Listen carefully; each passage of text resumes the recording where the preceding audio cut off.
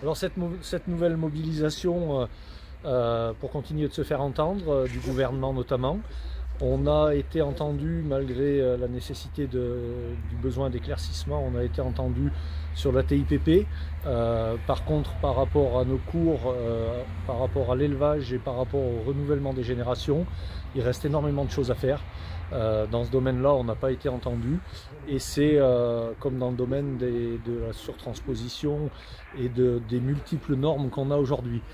Donc aujourd'hui, on est là pour que le gouvernement aille un petit peu plus loin, comprenne que la priorité dans l'élevage, c'est d'avoir des cours qui nous permettent de vivre dignement, que ce soit en lait ou en viande, que ça nous permette de pouvoir prendre des salariés, que tout le monde vive dignement. Et aussi que nos fermes, on puisse les transmettre. Aujourd'hui, on a un gros problème dans l'agriculture, c'est que la transmission des exploitations est très compliquée.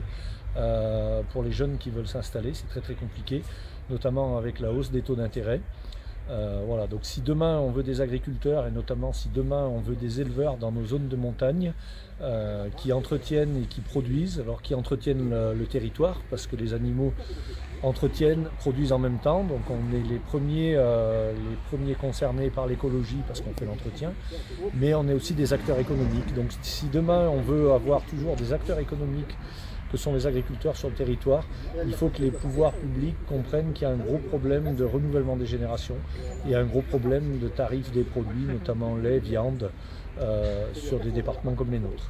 Aujourd'hui, vous êtes sur une action qui ressemble à celle de la semaine dernière.